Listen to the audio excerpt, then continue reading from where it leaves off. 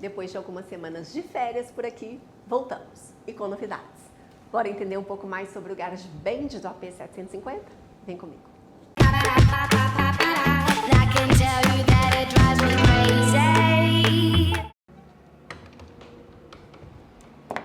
Essa parede é a primeira visão que a gente tem ao entrar no GarageBand a partir do hall social do elevador, que fica atrás dessa porta provisória. A ideia aqui, além de criar um elemento estético bacana, de trazer mais curvas para esse espaço, daqui a pouco a gente vai fazer um tour para vocês entenderem tudo, foi também esconder o acesso à área de serviço do apartamento, que fica bem atrás dessa parede. Aqui atrás a gente tem a porta da área de serviço, que comunica com a cozinha. Num dia de festa, de casa lotada, que isso aqui vai funcionar como uma boate, um bar, e a gente tiver um apoio de buffet, por exemplo, a circulação ela vai acontecer toda aqui por trás. Então a gente não fica com o espaço exposto, a gente mantém a privacidade do espaço, mas deixando essa comunicação com o serviço, que é muito importante no dia a dia. Agora bora lá, vou pegar a câmera de novo para a gente enxergar isso tudo bem de pertinho, vocês entenderem o espaço geral e daqui a pouco eu vou dar as explicações técnicas sobre essas paredes curvas. Hall dos elevadores. Aqui entrará uma marcenaria com uma porta pivotante. E entramos no espaço.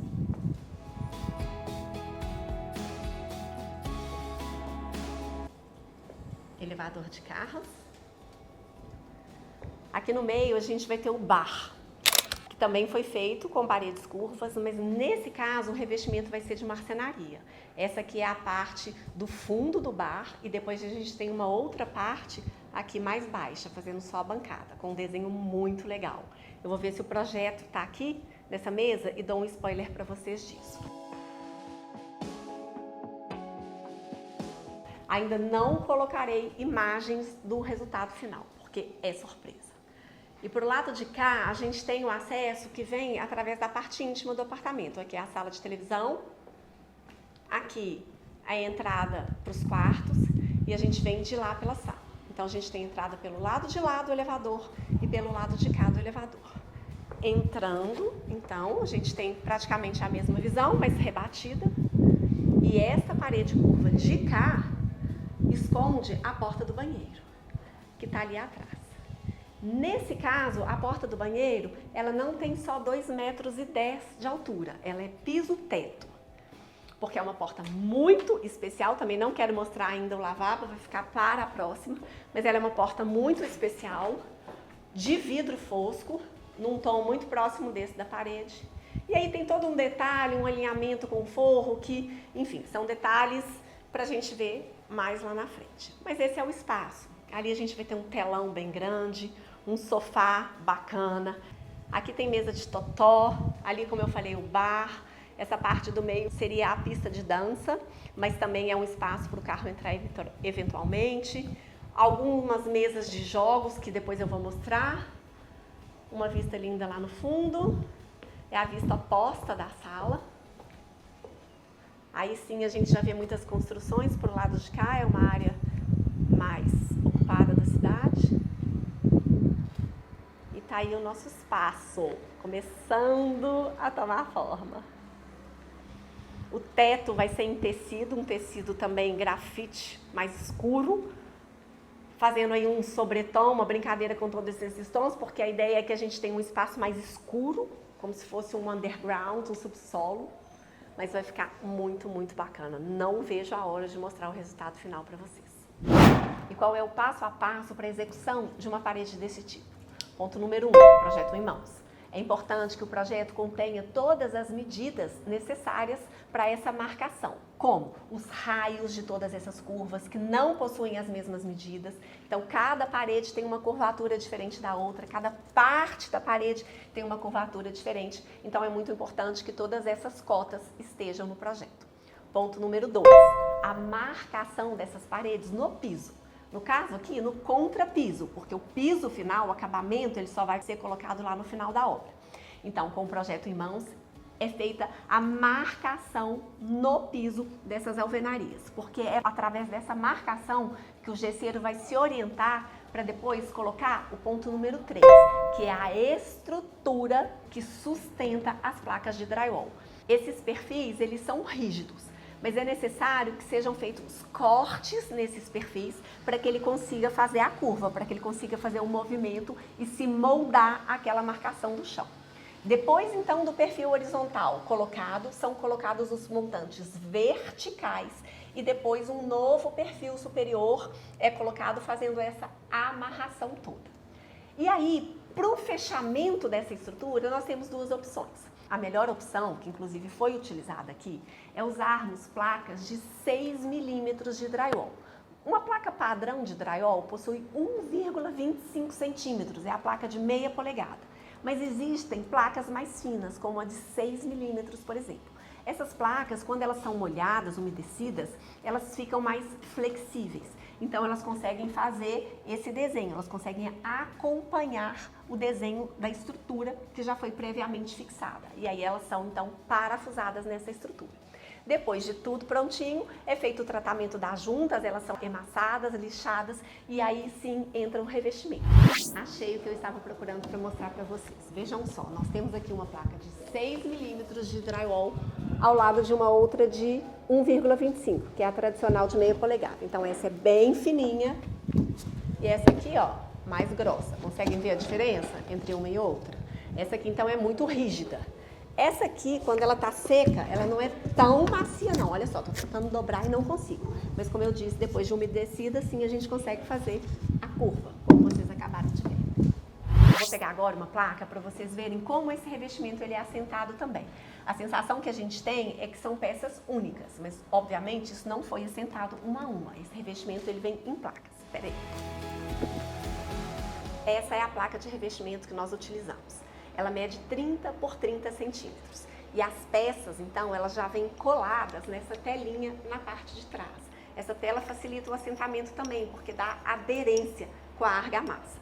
Aqui nós optamos por utilizá-la na vertical, ela poderia ter sido usada na horizontal, mas a gente queria esse efeito assim, de ripado, né? Esse efeito de alongar um pouco mais a parede. E dois detalhes são muito importantes para esse resultado perfeito. O primeiro detalhe é que o afastamento entre uma placa e outra deve ser igual ao afastamento padrão que vem entre uma peça e outra. Porque aí a gente não enxerga onde uma placa termina e a outra começa. Imagina se a gente tivesse usado um espaçamento diferente ao redor da placa. A gente ia enxergar isso.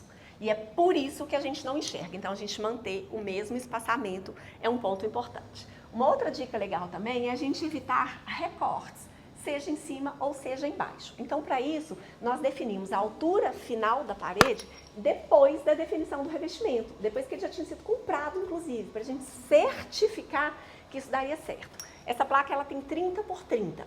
Então a parede ela ficou com 2,10 metros, provavelmente com alguns milímetros a mais, porque a gente tem que levar em conta também a junta na horizontal. Mas isso é acertado em obra, não tem problema. Se essa peça ela passa um pouquinho aqui em cima, ó, depois a gente emassa aqui na hora de pintar e tá tudo certo. Então nós não temos cortes, a parede ela ficou com 2,10 metros de altura, que era a medida necessária para esconder aquela porta de serviço que eu falei no início, que a gente tem aqui atrás. A gente não queria que essa porta fosse percebida de longe. Então é suficiente para esconder a porta e é suficiente também para a gente ter uma boa distância do forro que ainda vai entrar, porque a ideia é que essas paredes ficassem bem soltas mesmo no ambiente, dando esse efeito bacana que vocês já viram.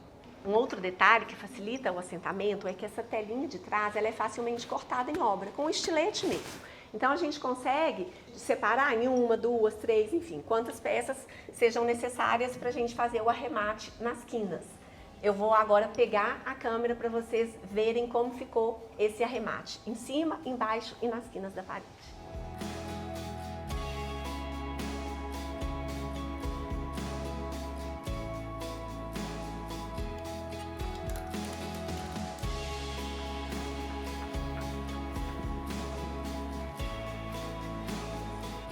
Esse espaçamento aqui embaixo é a medida exata que a gente precisa para a instalação do piso de madeira, considerando o espaço embaixo dele, mais a espessura do piso.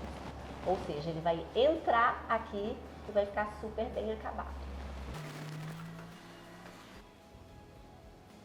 Alguém reparou que nessa parede nós temos partes já rejuntadas e partes sem rejunte? Vejam essa parte mais baixa. Como a gente enxerga, parece que é a espessura do revestimento, que ficam essas linhas brancas. E aqui em cima a gente já não vê nada disso, porque já foi rejuntado. Ó, bem de perto. Com o rejunte. E sem rejunte. A gente consegue enxergar, inclusive, a telinha lá atrás, entre uma peça e outra. Aqui nós optamos por usar um rejunte da mesma cor do revestimento, porque a gente queria essa homogeneidade. Mas quando o rejunte é de outra cor, se tivesse usado um rejunte branco, por exemplo, o efeito seria um pouco diferente, mais perto do que vocês estão vendo aqui sem o rejunte. Tá? Mas eu gosto mais dessa massa, dessa coisa mais fechada. Era a intenção do projeto nesse caso. Quero mostrar para vocês que às vezes pequenos probleminhas acontecem, mas para tudo tem solução, desde que a gente veja a tempo e discuta com a obra. Nesse caso aqui, o revestimento ele foi colocado rente ao drywall, como se não houvesse o revestimento aqui nessa lateral e na parte do fundo. Mas haverá. Essa parede ela vai ser revestida dos dois lados, porque como a gente tem a passagem da área de serviço ali, isso aqui é uma passagem de serviço, a gente queria essa parede bem protegida e bonita também. Então, a gente não conseguiria fazer um encontro bonito aqui. Vejam só, vou até pegar uma amostrinha aqui para mostrar de novo. A gente iria enxergar o topo do revestimento, a lateral desse revestimento, e não ficaria bonito. Então, neste caso, nós vamos raspar um pouco esse drywall para que a gente consiga colocar este aqui por trás do outro. E aí fique bem bacana. E aí, esse encontro aqui já será feito na meia esquadria. Estão vendo que essa peça aqui já está cortada na meia esquadria? Olha só, um corte 45 graus. Ela não está retinha como essa outra. Repare, aqui está retinho e aqui está 45 graus. Então, ela seria uma peça de quina para encontrar com a outra 45 graus aqui também. E aí, o revestimento continua até lá. Um detalhe legal de projeto que nós resolvemos posteriormente é isso aqui, quero mostrar para vocês. Nós vamos aproveitar algumas quinas dessa parede para criar armários. Aqui então foi fechado esse fundo e ao invés da gente fazer um fechamento de drywall aqui também, deixando todo esse buraco ali atrás, a gente vai fazer de marcenaria. Então a gente vai fechar o topo dessa parede aqui, da mesma forma que foi fechado quando está muito próximo da parede, e a frente vai ser fechada de marcenaria. Fica um ótimo armário. Nós pensamos em um outro detalhe aqui também, que ao meu ver, solta um pouco mais a parede. Ao invés dela continuar em linha reta, gente, a sujeira da minha mão. Ao invés dela continuar em linha reta até tocar essa parede, a gente fez uma quebra, 90 graus aqui, para parecer que a parede foi encostada mesmo. Estão vendo? Para ela se soltar mais. Eu acho que fica super lindo. Do outro lado, eu falei que é a entrada do banheiro, então a gente vai ter o revestimento aqui no topo. Vejam que aqui, ó, já foi deixado o revestimento passando, estão vendo? Ele já passou em relação ao topo da parede, diferentemente do que aconteceu lá do outro lado. Esse aqui ainda vai ser cortado, aí o revestimento vem e vai virar um pedacinho do lado de cá. O suficiente para arrematar essa pontinha onde depois começa a marcenaria, porque aqui também nós teremos um armário. Olhem só, é um lugar bacana para ter um armário de apoio. Então, esse armário ele vai ter 2,10 metros de altura, vai ter o topo fechado de gesso, assim como a parede é toda fechada. Eu falei para vocês que atrás é tudo fechado, estão vendo a cobertura? Porque senão a gente teria sujo caindo ali e seria impossível de limpar. Então o topo dessas paredes é fechado. Vou ver se eu subo numa escada para mostrar. Não achei escada aqui agora não, mas vou subir aqui nessas duas latas. Vamos lá. Olhem só, tudo fechadinho. Claro que isso ainda vai receber acabamento. Emassado aqui nas juntas e depois vai ser tudo pintado de um tom próximo a esse, para ficar bem bacana. Ali é o armário que eu falei que ainda vai ser fechado. Nessa parede ainda sem revestimento, a gente percebe alguns detalhes da instalação também. Aqui é onde a placa foi parafusada nos montantes de alumínio. Reparem que esse espaçamento é menor do que um espaçamento tradicional. Geralmente a gente usa 60 centímetros, em torno de 60 centímetros entre um montante e outro. Aqui a gente tem, sei lá, uns 20 e poucos centímetros, por causa da curva, para que essa placa fique bem fixada. Então esses montantes, eles são colocados mais perto uns dos outros. E aí a gente enxerga a linha então de parafusos, para a placa ficar bem resistente, para ela não dar nenhuma barriga. E o tratamento também entre as juntas e onde tinha o parafuso. Já começou a ser feito com massa corrida. Aqui na parte do bar, essa marcenaria vai ser toda feita com um MDF flexível. Existe um vídeo aqui no canal específico sobre isso, como fazer marcenaria curva. Vale muito a pena assistir, vou deixar o card aqui para vocês assistirem depois desse vídeo. Mas optamos por fazer a base em drywall, deixar essa base em drywall para facilitar lá na frente. Como a marcenaria ela entra no final de tudo, né, com a obra quase pronta, a gente entendeu que seria melhor ela já ter essa base para chegar só revestindo aqui com um MDF curvo bem fininho. Agora a palavra está com vocês. Me contei tudo. Se ficaram dúvidas, perguntem aqui embaixo. Se gostaram, também comentem. Se gostou desse vídeo, já se inscreve no canal se não for inscrito. Ativa o sininho para receber notificação de novos conteúdos.